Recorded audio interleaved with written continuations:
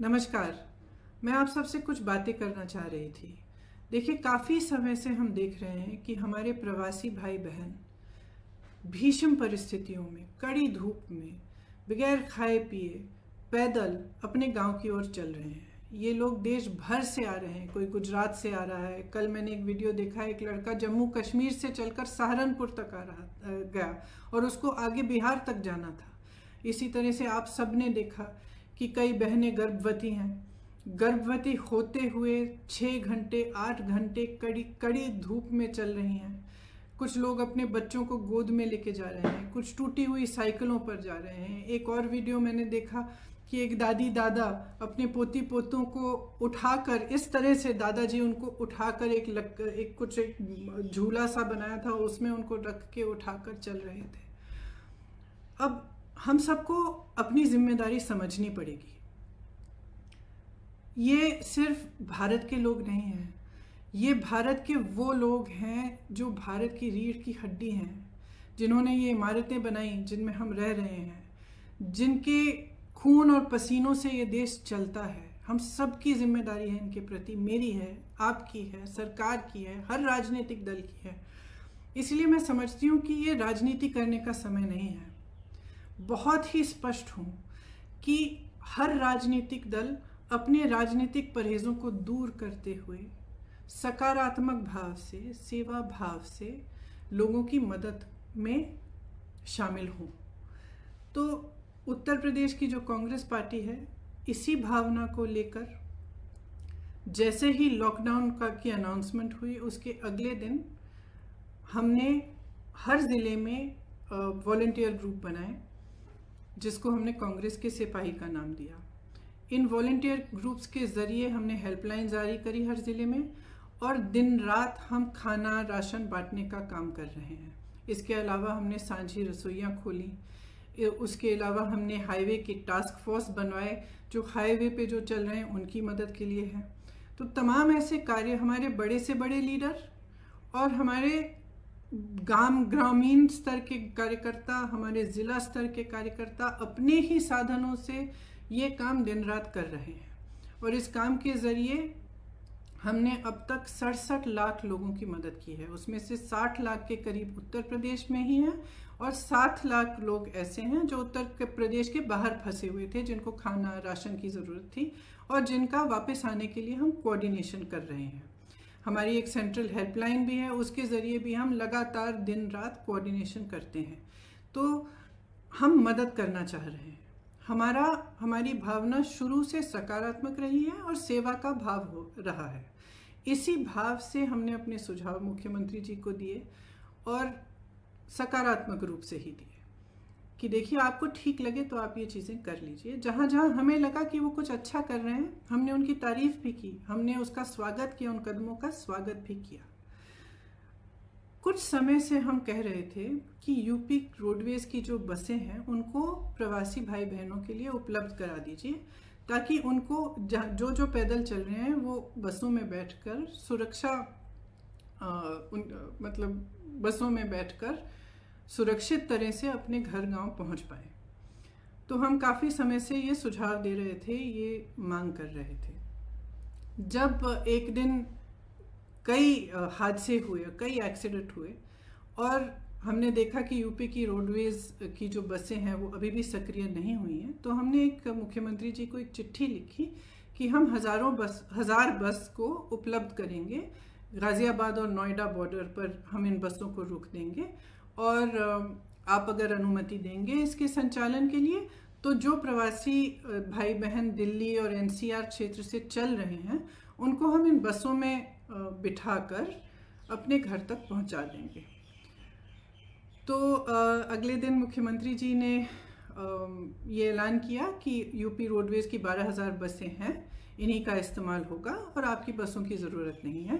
तो हमने 17 तारीख को सुबह 500 बसें गाज़ियाबाद में खड़ी की थी, हमने उनको वापस भेज दिया। अगले दिन उनसे एक और चिट्ठी मिली कि आप अपनी लिस्ट दे दीजिए, और 1000 बस की आप लिस्ट दे दीजिए। उसमें चालक का नाम होना चाहिए, परिचालक का नाम होना चाहिए, फिटनेस सर्टिफिकेट वगैरह सब कुछ आदि होना चाहिए, ये हमारे पास पहुंचा दीजिए। तो हमने उनको धन्यवाद दिया कि आपने हमें अनुमति दी है बसों को चलाने के लिए, आपको हम लिस्ट उपलब्ध कर देंगे। तो 4-5 घंटों बाद हमने वह लिस्ट उपलब्ध कर दी। फिर 11:30 बजे रात को उनसे एक और चिट्ठी मिली कि आप अपनी 1000 बसें लखनऊ पहुंचा दीजिए कल सुबह 10 बजे। तो इसमें हमने कहा कि देखिए, हमारी बसें खाली दिल्ली से लखनऊ जाएंगी। इन बसों का मकसद ही ये था कि गाज़ियाबाद और नोएडा से, एनसीआर क्षेत्र से जो चल के जा रहे हैं उनको हम बिठाकर उत्तर प्रदेश के गांव और ज़िलों में ले जाएं। तो इन बसों का लखनऊ तक खाली चलना तो पूरे मकसद को ही ख़त्म कर देता है। तो हमने उनसे ये सुझाव दिया कि देखिए, हम गाज़ियाबाद नोएडा में इन बसों को तैयार रख लेंगे, आप परमिट दे दीजिएगा। फिर ये पूरा राजनीतिक सिलसिला शुरू हुआ कि आप हमें परमिट दे रहे हैं, लिस्ट दे रहे हैं, लिस्ट में कुछ गलत नाम है। जो भी है, मैं इन चीज़ों में नहीं पढ़ना चाहती और मैं सरकार पर सवाल भी नहीं उठाना चाहती। अगर उस लिस्ट में कुछ ऐसे नंबर हैं जो गलत हैं, कोई बात नहीं, हम एक नई लिस्ट भी उनको दे सकते हैं। मैं सिर्फ ये कहना चाहती हूँ कि 17 तारीख को 500 बसें हमने गाज़ियाबाद बॉर्डर पे खड़ी की थी। अगर वो 500 बसें चली होती तो कम से कम 20,000 लोग घर सही सलामत पहुंच जाते। कल हमने 900 बसें, 500 बसें राजस्थान के बॉर्डर पर और राजस्थान यूपी के बॉर्डर पर, और 300 से अधिक बसें, जिनकी पूरी टोटल संख्या 900 के करीब थी, हमने गाज़ियाबाद बॉर्डर पे, दिल्ली बॉर्डर पे हमने उपलब्ध कराई। अब अगर ये बसें चली होती तो कल 36,000 और आज 36,000 लोग अपने घर के लिए सही सलामत सुरक्षापूर्ण रवाना हो जाते। लेकिन हम इस राजनीतिक सिलसिले में उलझे रहे। उन्होंने कहा कि लिस्ट गलत है, कुछ ये हो रहा है, वो हो रहा है, बसें हमारी पहुंच गई हैं। कल 4 बजे से हमारी बसें बॉर्डर पे खड़ी थी, उनको आगे परमिट, यूपी के जहाँ पे उन्होंने कहा था कि यहाँ पे हमें गाज़ियाबाद और नोएडा में 2 पॉइंट्स दिए थे, यहाँ तक पहुँचाइए, वहाँ जाने का परमिट ही नहीं दे रहे हैं यूपी के अंदर। तो बसें खड़ी रहीं, आज भी खड़ी हैं। अब मैं सिर्फ ये कहना चाहती हूँ कि देखिए, 4 बजे 24 घंटे हो जाएंगे कि ये बसें उपलब्ध हैं। अगर आपको इस्तेमाल करनी है तो इस्तेमाल करिए, हमें अनुमति दीजिए। आपको भाजपा के झंडे लगाने हैं, इन पे अपने भाजपा के स्टिकर लगाने हैं तो बेशक लगाइए, बेशक लगाइए। आपको अगर कहना है कि आपने उपलब्ध कराई हैं तब भी कराइए, लेकिन इन बसों को चलने दें। क्योंकि जब तक हम इस राजनीतिक उलझन में पड़े रहे हैं ना, जब तक आप अजीब अजीब से बयान दे रहे हैं और तमाम इश्यूज उठा रहे हैं, तब तक हम कम से कम 92,000 लोगों को घर पहुंचा सकते थे। और वही 92,000 लोग आज धूप में चल रहे हैं, उनके सामने तमाम मुसीबतों को झेलते हुए चल रहे हैं।